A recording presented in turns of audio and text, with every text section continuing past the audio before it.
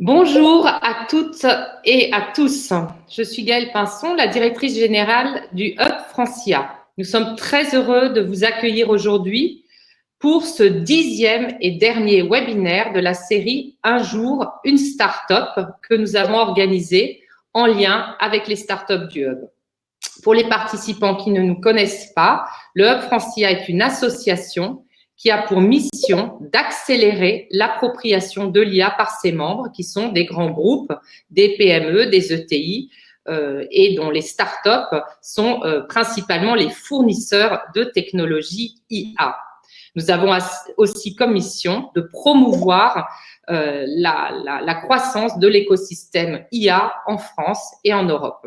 Un jour, une start-up, c'est une initiative que nous avons donc lancée pour mettre en lumière les solutions IA des startups du Hub appliquées à des cas d'usage métiers. Donc, ces webinaires sont vraiment l'occasion de se familiariser avec des applications concrètes de l'IA. Et aujourd'hui, nous avons le plaisir d'accueillir le spécialiste du parcours client 3.0, BotFuel. Engager chaque visiteur, maximiser le taux de conversion ou encore faciliter la recherche, BotFuel a créé une plateforme qui permet aux entreprises de profiter de la puissance combinée du NLP, du machine learning et des conversations pour optimiser cette expérience client.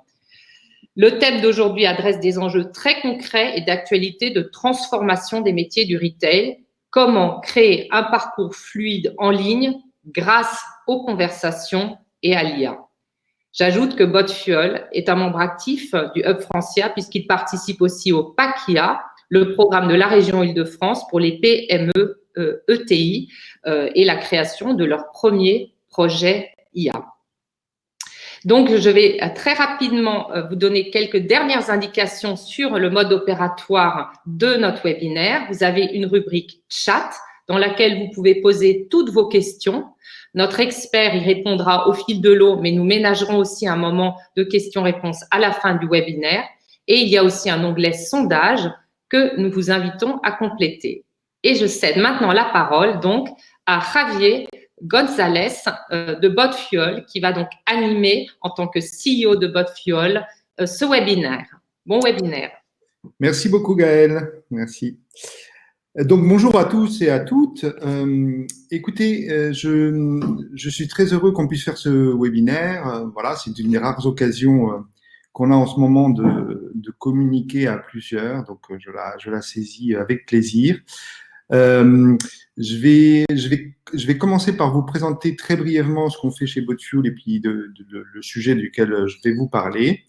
Peut-être avant ça, donc comme ça a été dit par Gaëlle, sentez-vous libre de poser des questions au fur et à mesure. Je pense que ça rend la conversation plus vivante et interactive, même si on réservera quelques minutes à la fin pour des questions supplémentaires. Donc vraiment réagissez. S'il y a des choses que vous comprenez pas, s'il y a des précisions que vous souhaitez avoir, n'hésitez pas à poser des questions via le chat. Petite présentation extrêmement brève de BotFuel. Donc, BotFuel, c'est un acteur de l'IA, du traitement du langage et du conversationnel depuis assez longtemps maintenant, qui s'est recentré il y a maintenant plus d'un an et demi sur un cas d'usage principal, qui est le cas d'usage des parcours des utilisateurs du e-commerce. Voilà, on est une petite équipe assez technique qui fait de l'IA depuis assez longtemps, qui travaille sur des modèles de machine learning et d'IA, qui compte deux docteurs en intelligence artificielle et qui est passionné de traitement du langage depuis un bon moment maintenant. Donc, je vais essayer de vous parler de ça, bien entendu, en priorité. Le sujet, alors peut-être je précise aussi que je suis pas tout seul aujourd'hui. Il y a aussi, il y a aussi sur le chat, ils n'interviendront pas, mais il y a Augustin et Margot et Simon qui font partie de l'équipe BotFuel. Voilà. Le sujet qui va nous occuper aujourd'hui, c'est en fait un sujet qui est un peu le cœur de notre startup BotFuel, qui est comment on peut créer un parcours fluide grâce aux conversations à l'IA. Pourquoi c'est ce sujet-là qu'on a choisi? Eh bien, parce que nous assistons aujourd'hui je dirais, à un changement quand même majeur, un réseau de changements majeurs dans la façon dont les utilisateurs font leurs achats. C'est ça notre sujet, c'est comment les utilisateurs font leurs achats, avec, je dirais, à la fois une accélération du e-commerce, évidemment, que vous constatez et à laquelle, évidemment, le confinement n'est pas étranger. Alors, il y a une accélération des e-commerce, mais il y a aussi un phénomène de fond beaucoup plus profond depuis quelques années, qui est un changement des comportements des utilisateurs des e-commerce et un changement de comportement assez profond dans les habitudes d'achat. Et face à ce changement dont je vais vous parler, eh bien, voilà, les e-commerçants peuvent être un peu démunis, même si le e-commerce voit son chiffre d'affaires augmenter d'année en année. Il y a encore une part je dirais, d'inconnu et de frustration très forte chez les e-commerçants dans la façon dont ils peuvent appréhender les parcours de leurs clients, avec évidemment une conséquence directe majeure qui est que un e-commerçant, quel qu'il soit, même les plus grands, même les plus forts, perdent au fil des parcours un nombre d'utilisateurs considérable. Et on sait bien, tant sur desktop que sur mobile, que les taux de conversion du e-commerce sont quand même très faibles en général. Alors, je vais essayer de vous expliquer notre vision de ce sujet. Voilà, donc comme vous l'avez compris, Botfuel, c'est avant tout une martech. Nous mettons au service des marketeurs l'intelligence artificielle et les conversations.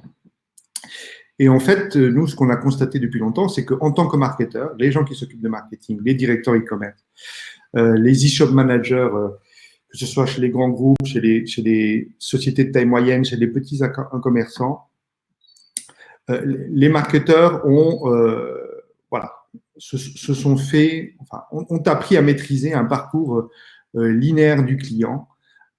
Pourquoi est-ce qu'on raisonne sous forme d'un parcours linéaire du client? Tout simplement parce que c'est la façon la plus simple de le faire. On aime bien penser qu'un utilisateur, il va d'abord regarder, s'intéresser à un produit ou prendre conscience d'un besoin, ensuite faire une recherche un peu rationnelle et ensuite passer par différentes étapes qui vont de la considération à l'achat. Mais le fait est, et ça bien entendu tout le monde le sait aujourd'hui, ce modèle ne s'applique plus aujourd'hui, c'est une simplification trop forte de la réalité qui est faite. Pourquoi ça ne s'applique plus aujourd'hui? Parce que en fait, il est très difficile de trouver deux parcours exactement identiques.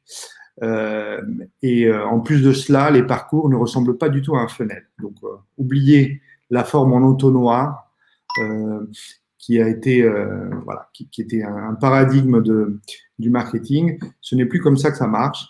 En fait, les parcours ressemblent aujourd'hui plutôt à des pyramides, des diamants, des sabliers. Ils prennent en fait des formes extrêmement diverses. Je vous invite à regarder si ça vous intéresse, parce que c'est vraiment un document très intéressant. Le site qui s'appelle Think with Google et qui reprend vraiment des analyses très poussées sur la façon dont les utilisateurs bâtissent leur parcours d'achat. Donc, moi, je me suis pas mal inspiré aussi de ça. Nous, on analyse évidemment les parcours de nos utilisateurs en interne, mais Google le fait sur une palette très large et ils ont un site très, très bien fait. Je vais essayer de vous expliquer brièvement comment se déroulent aujourd'hui les parcours des clients.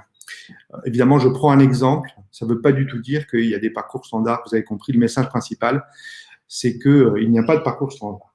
Donc, si on prend par exemple l'exemple de Jill, donc jeune femme de 25 ans qui cherche de nouveaux articles de maquillage, qui a appris au travers d'une copine que ce qu'elle utilise comme maquillage était certainement irritant pour sa peau qui est fragile.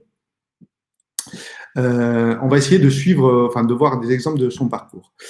Là, très souvent, voilà, mais c'est un cas parmi d'autres, la recherche Voilà, ce parcours peut commencer par une recherche.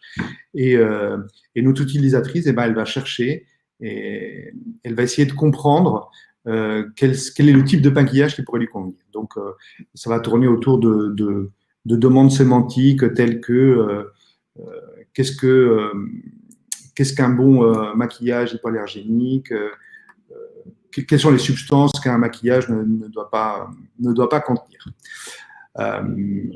Voilà. Et puis petit à petit, évidemment, au fil de ces recherches, il y a, disons, Gilles va resserrer son champ de recherche sur quelques mots-clés ou quelques caractéristiques clés du maquillage qu'elle cherche à acheter. Donc là, par exemple, hypoallergénique ou sans aluminium, etc. Mais en fait, ça ne s'arrête pas là, en fait, et c'est là où on échappe au modèle de Fenel. En fait, une fois qu'elle a fait ça, l'étape d'après, ça ne va pas être de resserrer encore sa recherche. Au contraire, la recherche va pouvoir s'élargir. Donc, c'est à ce moment-là que Gilles va, par exemple, visiter ou consulter des vidéos YouTube. Et là, son horizon de recherche va s'élargir au lieu de se resserrer. Les points verts que vous voyez sur ce graphique, eh bien, ce sont en fait les points de contact qu'une utilisatrice peut avoir avec le site d'une marque ou d'un retailer. Donc ça, j'amène tout de suite cette notion. Vous voyez bien que en fait, ce n'est pas à un moment précis de Fenel que Gilles va rentrer en contact avec le retailer ou le site de e-commerce du maquillage qui l'intéresse. Elle va probablement croiser ce site-là à plusieurs reprises. Ce qu'il est important de comprendre, c'est que à chaque fois que Gilles rencontre le site du retailer ou du e-commerçant ou de la marque, eh bien, l'intention va être légèrement différente. On va être dans un état différent. Le niveau de connaissance de Gilles, le niveau de considération et son parcours vont être différents à chaque fois. Donc, chaque e-commerçant, en fait, rencontre l'utilisatrice à plusieurs moments de son parcours. Voilà, je poursuis un peu dans le parcours. Évidemment, c'est un exemple. Donc, après, il y a toute une recherche qui peut intervenir auprès de tout nombreux sites, blogs ou marques. Évidemment, dans cette étape de recherche, ça ne veut pas dire qu'on ne consulte pas des produits. On consulte déjà beaucoup de produits. Donc, Gilles va se promener sur des blogs, mais aussi sur des sites de e-commerçants et de marques. Pourquoi ? Pour voir des exemples de produits, parfois avoir des descriptions de produits. Les descriptions de produits vont elles-mêmes amener des questions qui vont faire l'objet de recherches sur Google. Une fois la recherche sur Google faite, eh ben, qu'est-ce qui va se passer ? On va resserrer la recherche sur une certaine catégorie de produits. Sur cette catégorie de produits, on va voir ce que propose un e-commerçant en particulier. On va peut-être lire les articles de blog lorsque le e-commerçant ou la marque fait du content marketing. On va s'intéresser à une certaine gamme de produits, de cosmétiques, d'une marque donnée. Voilà l'ensemble des choses. Et encore une fois, il peut y avoir énormément d'interactions à chaque étape du funnel.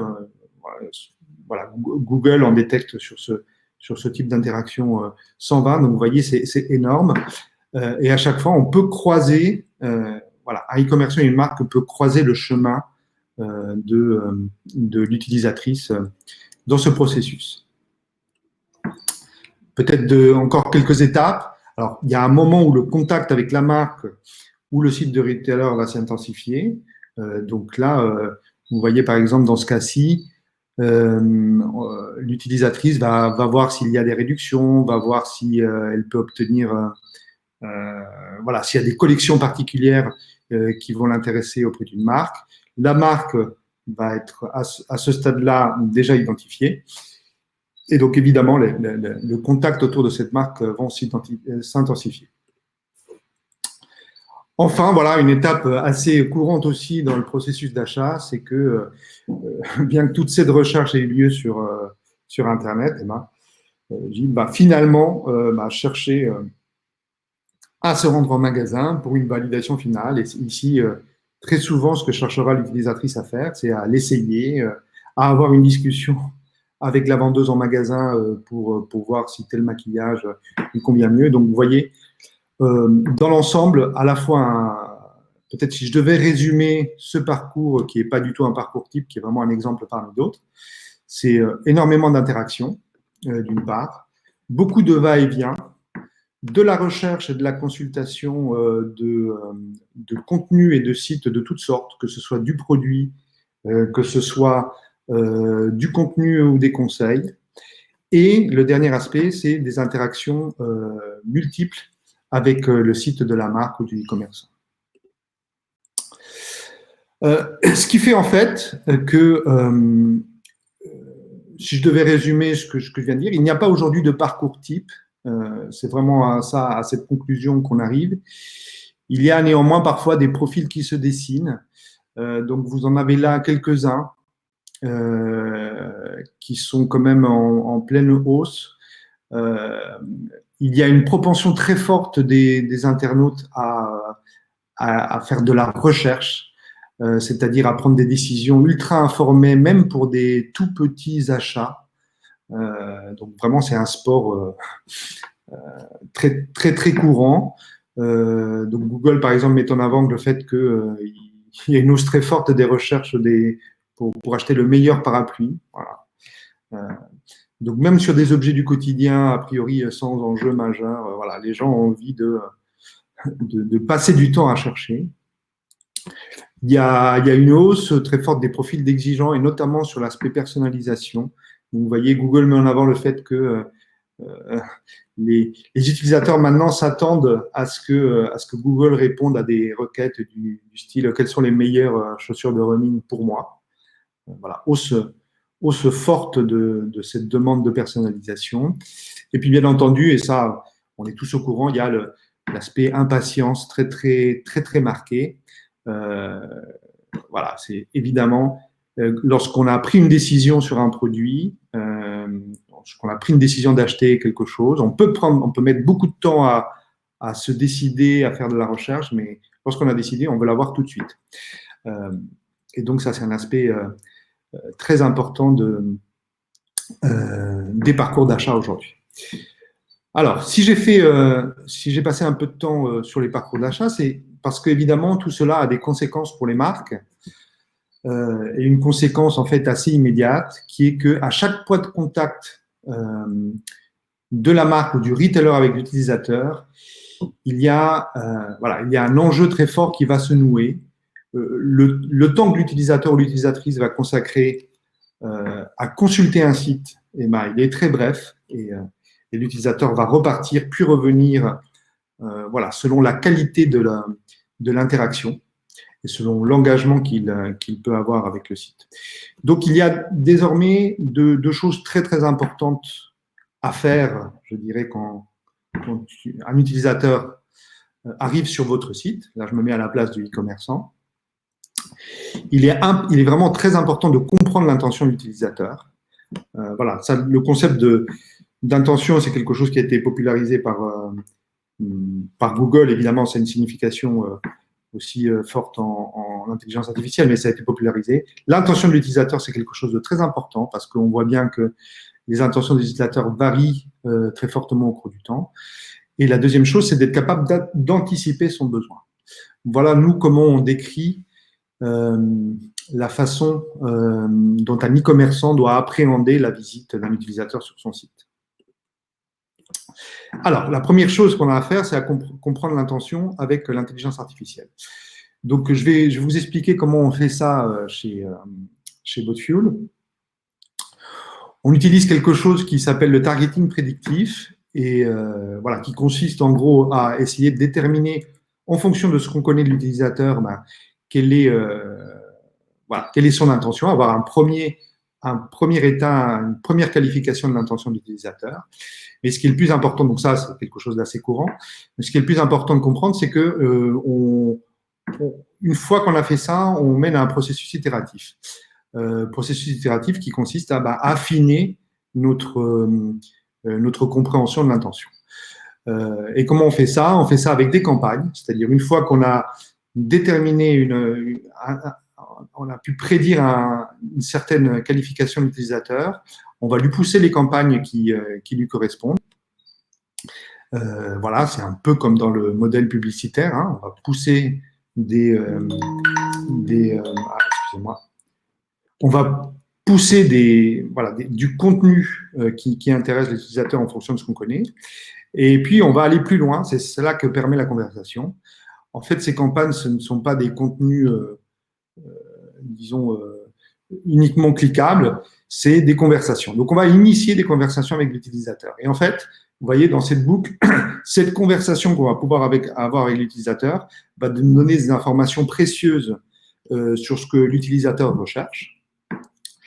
Et avec ces informations précieuses, on va boucler la boucle, c'est-à-dire qu'on va être capable de faire un targeting prédictif plus précis. Voilà, tout ça dans le même but, essayer de comprendre de façon ultra précise quelle est l'intention de l'utilisateur lorsqu'il est venu sur le site du e-commerçant. Donc, qualifier, proposer des choses et interagir, demander à l'utilisateur en fait ce qu'il cherche.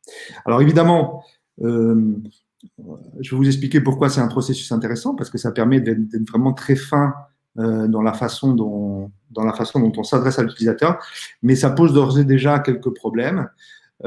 C'est que, évidemment, les intentions des utilisateurs dépendent du secteur dans lequel on est. On ne sera pas dans la même configuration si on fait du maquillage ou si on cherche, je sais pas moi, une pièce de change pour sa Renault ou sa Volkswagen. Les intentions varient vraiment en fonction de l'utilisateur et du client d'ailleurs. Et puis la deuxième chose à laquelle on est confronté quand on fait de l'IA sur ce sujet, c'est que la donnée d'interaction est rare. Évidemment, lorsqu'un utilisateur arrive sur un site, il fait des clics, il en fait plus ou moins d'ailleurs, il visite des pages, évidemment, et dans un pourcentage des cas, il va interagir il va avoir une conversation avec notre outil, mais voilà, il y a un enjeu de constitution de la donnée sur ce sujet. Alors, si je creuse un tout petit peu plus chacune de ces étapes, si je vous parle un tout petit peu de targeting prédictif, alors vous connaissez les critères classiques qu'on suit, qu'on essaye de traquer voilà, avec les enjeux de RGPD évidemment, mais qu'on essaie de traquer lorsqu'un utilisateur arrive sur le site. Il y a des données comportementales, il y a des critères contextuels tels que voilà, le jour, l'heure, la météo, la géolocalisation. Plein de critères très intéressants qui sont des indicateurs d'engagement comme le nombre de pages consultées, l'historique, les fréquences. Et puis, bien évidemment, ce qu'on cherche à faire aussi, c'est à savoir aller chercher dans le CDP, ou pardon, j'utilise un mot, mais dans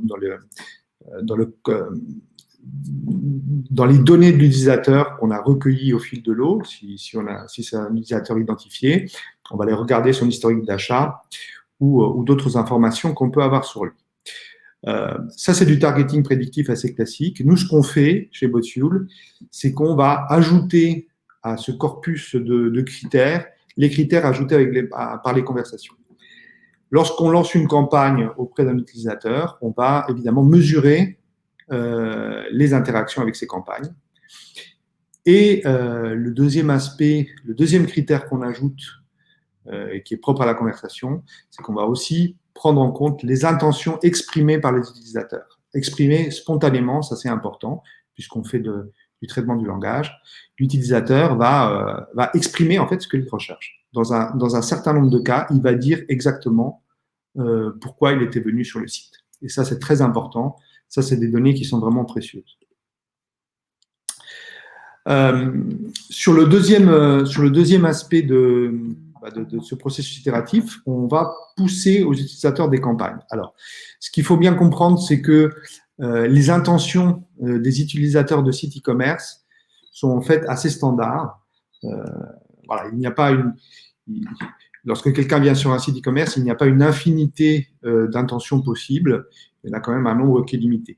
Donc, chez BotFuel, nous, on a prédéfini des scénarios sur un certain nombre d'intentions de l'utilisateur. et on va essayer de pousser des campagnes parmi cette liste de scénarios prédéfinis. C'est des scénarios qui ont fait leurs preuves, c'est-à-dire qu'on fait en sorte qu'on ne soit pas à côté de la plaque. Ça va devenir plus concret après, hein, quand je vais vous montrer des exemples. Mais voilà, mais je vous donne un exemple de scénario, on va lui dire, un scénario très simple, on va pousser un utilisateur qui est par exemple, qui a mis des produits dans son panier et qui est un peu hésitant, on va lui pousser une campagne, par exemple, lui offrant la livraison. Voilà, ça c'est un exemple de campagne et de scénario. Vous voyez, ce type de scénario, chez Botvul, on les connaît. Il y en a différentes sortes, mais on les connaît bien. Sur ces scénarios qu'on pousse, qu'est-ce qu'on va mesurer? Des KPIs assez classiques qui sont le CTR, donc le click-through rate, le taux de clic, le taux de conversion et puis les ventes générées. C'est-à-dire qu'ici, on va s'intéresser directement à ce que ces scénarios peuvent amener comme vente additionnelle chez le e-commerçant. Peut-être une précision à ce stade, on ne fait pas aujourd'hui de machine learning sur les scénarios de campagne, c'est-à-dire les scénarios ils sont plutôt faits à la main. Voilà, ça c'est une des choses qu'on explore, le fait d'avoir des scénarios qui se complexifient, enfin qui se modularisent en fonction de ce qu'on connaît de l'utilisateur. L'autre aspect donc, qui est très important, c'est que l'utilisateur peut poser des questions à notre outil conversationnel, voilà, à chaque stade de son avancée dans le parcours. Peut-être que certains de vous, c'est une partie qui va le plus vous intéresser. J'ai fait un petit résumé de ce qu'on faisait chez nous et je vais vous expliquer peut-être en quelques mots pourquoi on a un modèle très performant. Donc, chez Botvul, on fait un modèle e-commerce, un modèle de compréhension du langage naturel. Qu'est-ce que ça veut dire? Ça veut dire qu'on comprend une très grande proportion des questions qu'un utilisateur peut se poser lorsqu'il est sur un site e-commerce. Et voilà, et chez Botvul, c'est ça le cœur de notre produit. On s'intéresse essentiellement à ça. Pourquoi on a développé un modèle qui est désormais ultra performant? Je vais vous expliquer comment on est arrivé. Alors, on peut parler un peu de technologie, peut-être que ça intéressera certains d'entre vous, c'est que on est passé il y a déjà quelques temps sur des modèles BERT, c'est-à-dire de transfer learning, et on a réussi grâce à ça à avoir des taux de précision, une tolérance aux fautes de langage et également une internationalisation, une capacité à internationaliser, à développer de nouvelles langues beaucoup plus rapide et efficace. Donc, il y a un aspect technologique qui fait qu'on peut avoir maintenant des modèles de compréhension des questions du e-commerce très, très efficaces. Mais ce n'est pas le seul aspect. Le deuxième aspect, moins technologique, c'est que on a fait le choix chez Botvul de se concentrer uniquement sur l'e-commerce. Et vous voyez, là, c'est un peu la même chose, hein.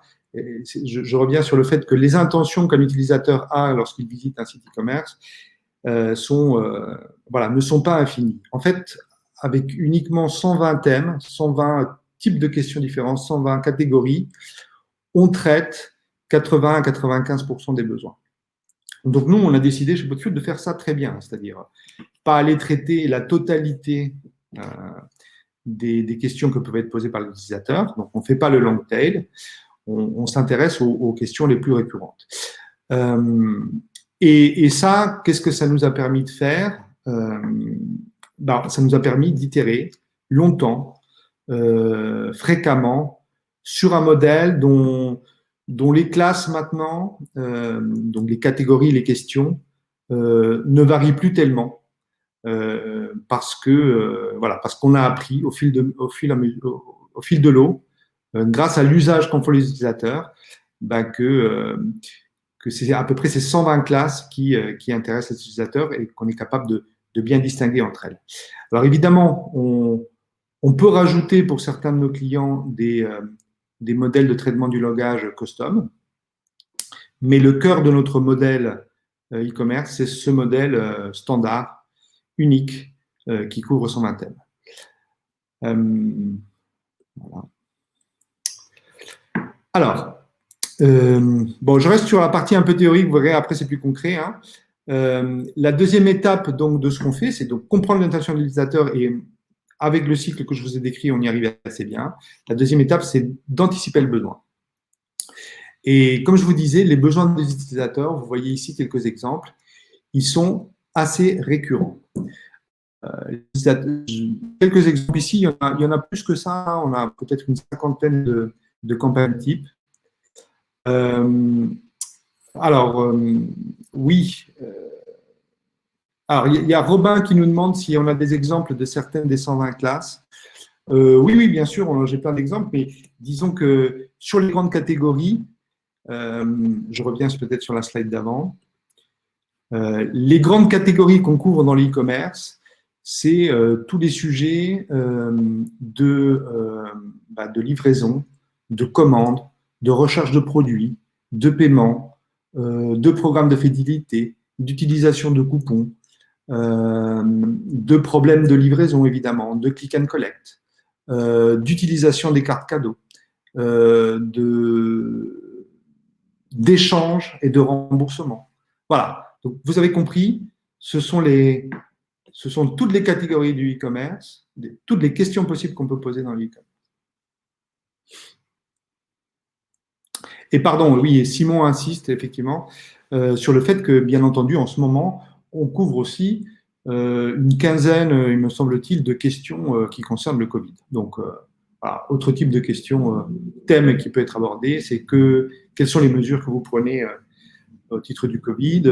Êtes-vous ouvert? Quels seront les délais de livraison pendant cette période? Alors, je reviens sur l'aspect anticiper le besoin. Pourquoi on appelle ça anticiper le besoin? Parce qu'en fait, une fois qu'on a détecté une intention d'utilisateur, eh bien, on va vouloir lui pousser un contenu vraiment pertinent. Et en fait, le type de contenu des utilisateurs, encore une fois, ils ne sont pas infinis. Je vous ai mis ici quelques exemples. Il y en a à peu près une cinquantaine de répertoriés. Alors, bien sûr, ils peuvent décliner, customiser. Hein. Ce n'est pas des contenus figés. Mais je vous donne ici quelques exemples. On peut pousser des avis sur un produit. Ça, c'est très utile. Vous savez que les utilisateurs, bien entendu, le user-generated content, c'est quelque chose de très important pour faire son choix. Alors, les avis des utilisateurs, ils existent souvent sur les fiches produits, hein, on peut les trouver. Mais ici, on anticipe le besoin. C'est-à-dire, on anticipe le fait qu'il y a un commentaire, un avis particulier qui va pouvoir intéresser l'utilisateur. Idem pour les ouvertures de magasins. Bien sûr, un utilisateur, il peut aller sur Google, essayer de voir à quelle heure va être ouvert son magasin. Il peut sortir du site et aller faire ça. Mais nous, ce qu'on propose de faire ici, c'est justement d'anticiper ce besoin lorsqu'on le détecte pour lui pousser l'information directement. Avec l'avantage, évidemment, que l'utilisateur n'a pas besoin de sortir de son parcours sur le site e-commerce pour aller chercher cette information. Idem pour le paiement sans frais en 3 fois, par exemple. Donc là, typiquement, là, je vous donne un autre exemple. Lorsque c'est un achat, lorsqu'on est sur un panier important, le paiement en 3 fois, c'est le genre de choses qu'on va avoir envie de pousser. Pareil pour les sujets de nouvelles collections. Voilà. Donc, vous voyez, ce qu'on fait ici, c'est qu'on a répertorié, si vous voulez, des campagnes ad hoc ou des recettes conversationnelles. Alors, évidemment, là, dont on sait qu'elles vont pouvoir intéresser les utilisateurs. Alors, évidemment, là, je vous ai mis que la première étape de ces campagnes. En réalité, une fois qu'on appuie sur commander, régler en 3 fois, participer, c'est une conversation qui s'engage. Le deuxième aspect, évidemment, très important, c'est que quand on parle de besoins, on peut parler de livraison, on peut parler de paiement, évidemment, on peut parler de collection, on peut parler d'ouverture de magasin. Tout ça, c'est des sujets très importants pour l'utilisateur, mais ça tourne aussi beaucoup autour du produit. Et donc, voilà, cet outil prend aussi toute son importance lorsqu'on est capable de faire de la recommandation et de la vente conseil. Donc, on sait très bien, voilà, nos algorithmes savent très bien détecter, par exemple, lorsqu'un utilisateur est perdu dans le choix d'une cave à vin. Vous voyez, c'est ici ce qu'on a mis. Donc ça se détecte assez bien. On détecte qu'un utilisateur est venu plusieurs fois sur cette catégorie de produits. On détecte qu'il a consulté plusieurs produits, peut-être plusieurs produits assez différents. Et donc, en fait, on va pouvoir, à ce moment-là, lancer une campagne qui va consister à lui proposer un ou plusieurs produits. Alors, on fait ça de plusieurs façons. Soit on peut pousser des recommandations personnalisées. Donc ça, la recommandation, c'est quelque chose qui est connu depuis longtemps, qui est très utilisé par les e-commerçants, évidemment. Mais en fait, ça, c'est un peu le niveau 1 des campagnes qu'on peut faire. En fait, le plus souvent, on va plutôt engager une conversation sous forme d'une vente conseil avec l'utilisateur. C'est-à-dire qu'on va lui poser des questions, lui demander d'interagir pour essayer de trouver avec lui le produit qui lui convient le mieux. Donc voilà, c'est typiquement l'exemple du maquillage. On sait que Gilles recherche des produits hypoallergéniques. Et ben on va en fait lui poser des questions sur elle, sur son utilisation, sur son type de peau, pour pouvoir lui proposer, lui faire une recommandation ultra personnalisée.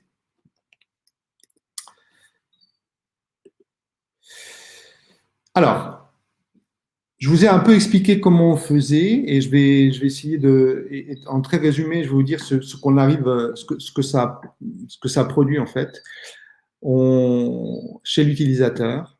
On obtient de l'engagement et du réengagement. Pourquoi ? Parce qu'on est capable d'être présent au bon moment, parce qu'on utilise la conversation. Dans la conversation, c'est quelque chose d'intéressant pour l'utilisateur, c'est quelque chose d'engageant, et on amène du conseil.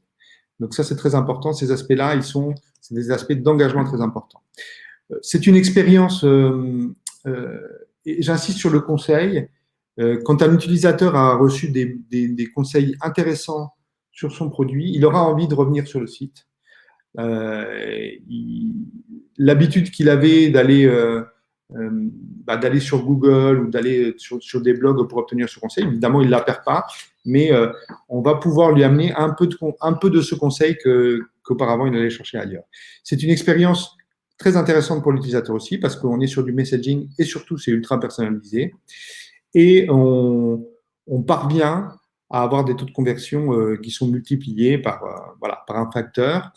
Je dirais si on analyse l'aspect, grâce aux aspects de réassurance, c'est-à-dire on est capable de rassurer l'utilisateur à la fois sur des choses aussi importantes que la livraison, le paiement, et également sur la qualité des produits qu'il achète, c'est-à-dire sur le fait que les produits lui correspondent. Il y a de l'instantanéité, c'est très instantané en fait. On peut interagir directement. On n'a pas besoin d'attendre dans le magasin pour poser des questions à l'assistant shopping.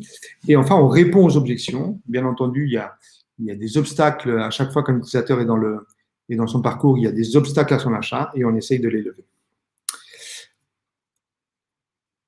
Alors oui, il y a une question intéressante de Benoît, donc je vous l'ai dit.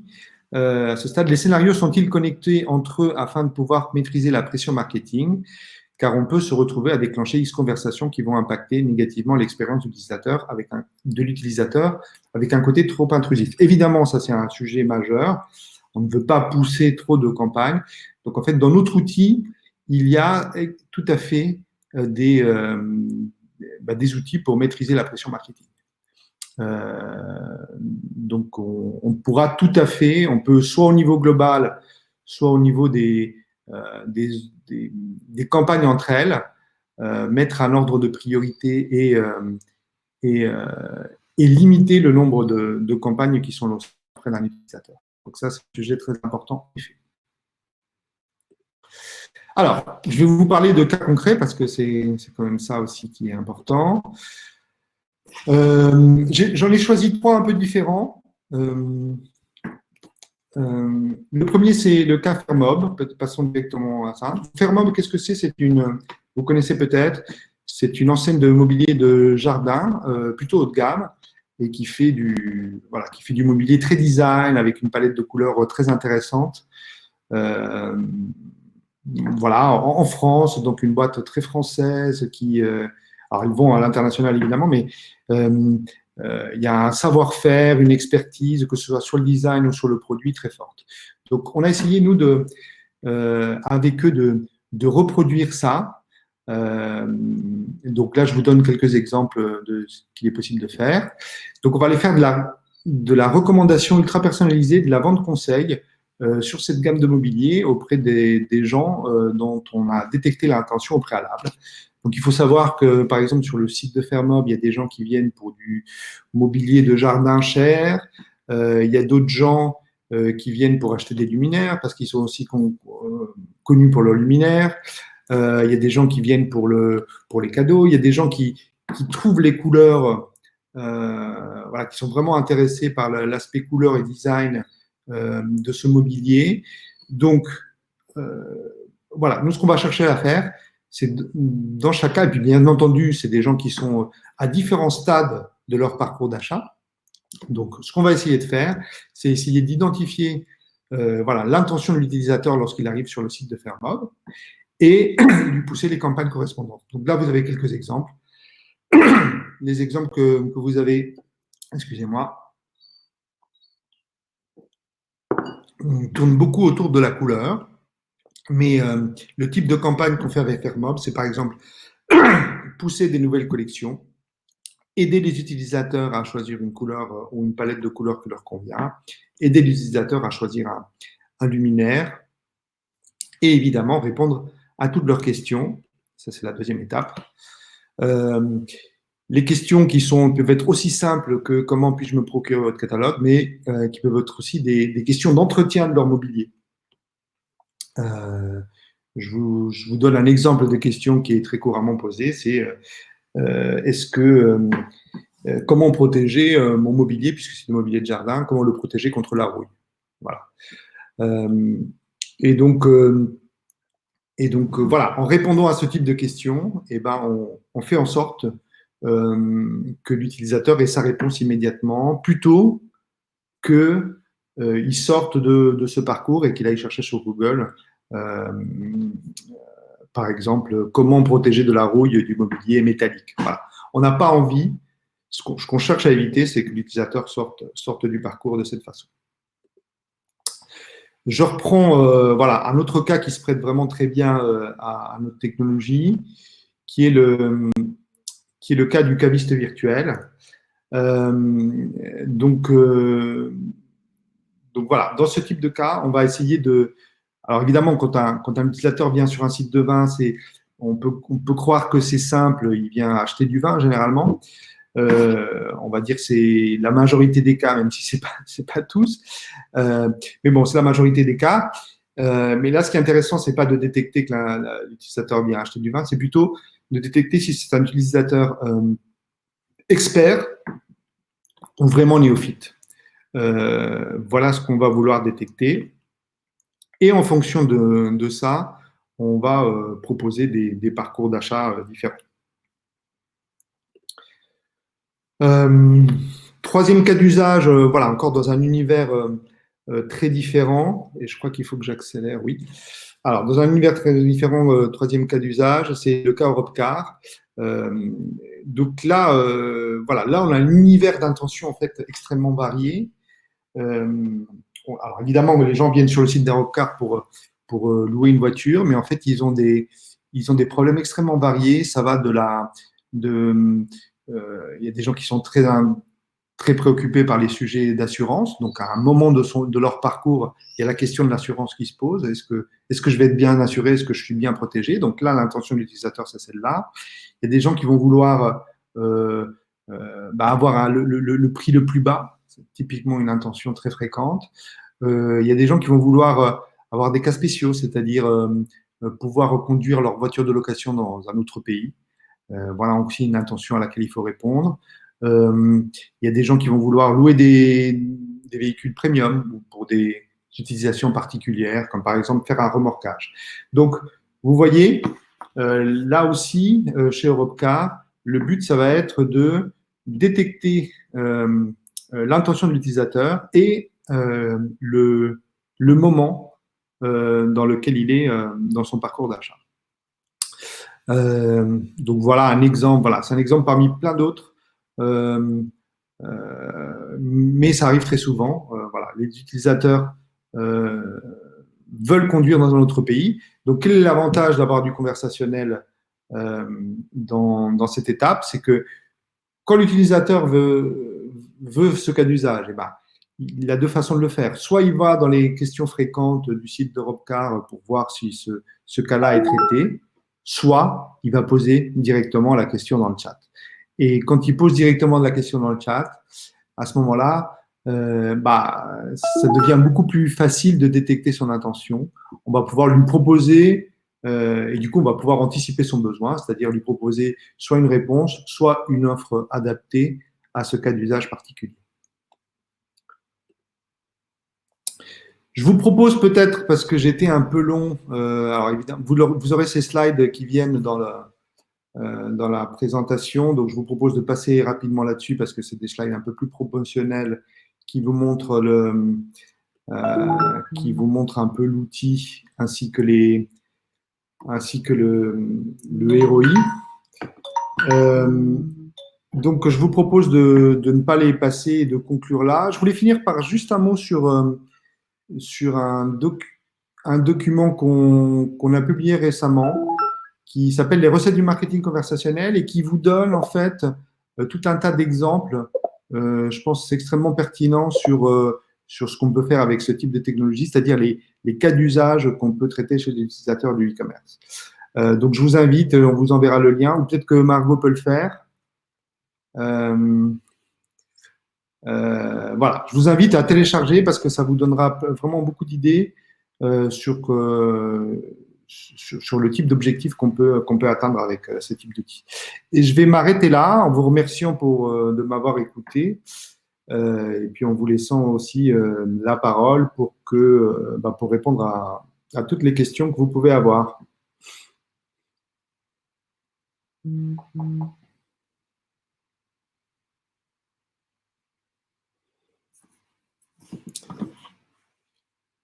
Y a-t-il des questions?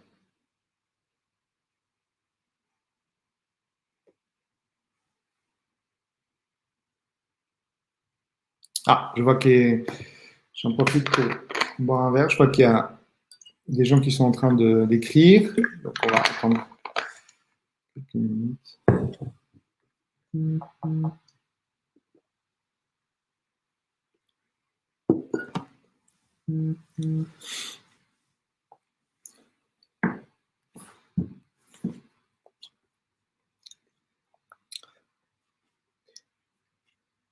Alors non, pour Benoît, tout est clair.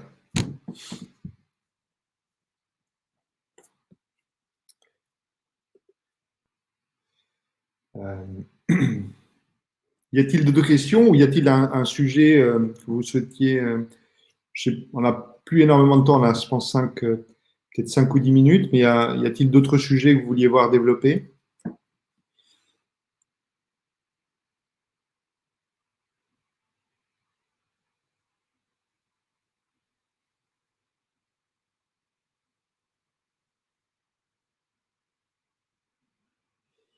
Bon, eh bien, s'il n'y en a pas, j'ai l'impression que c'est le cas. Bah, écoutez, s'il n'y en a pas, je vous remercie. Ah si, voilà, on dirait qu'il y a une question qui arrive. Attendre un tout petit peu.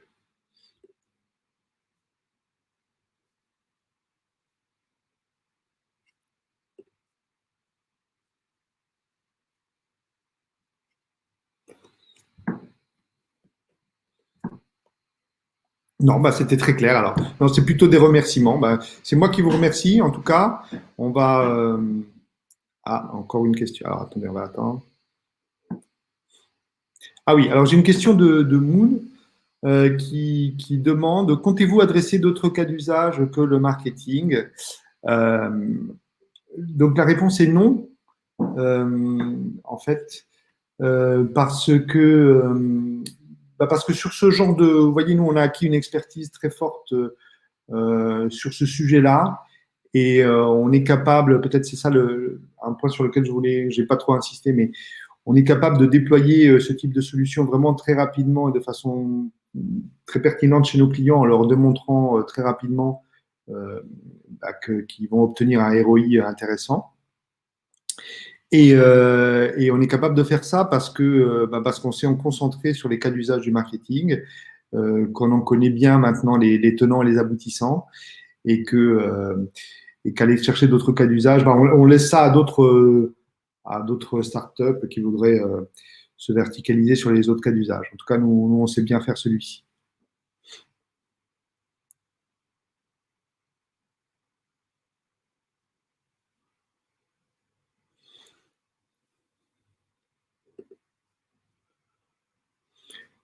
Ok, bah écoutez, je crois que, en tout cas, je vois plus arriver de nouvelles questions, donc je voulais tous évidemment vous remercier euh, de m'avoir écouté et puis d'avoir participé à ce webinaire, et bien entendu vous dire que toute l'équipe est disponible après le webinaire, voilà, pour répondre aux questions que vous pourriez avoir sur des sujets plus précis. Voilà, c'était un plaisir de vous parler de notre techno, et je vous souhaite à tous une très bonne journée. Merci.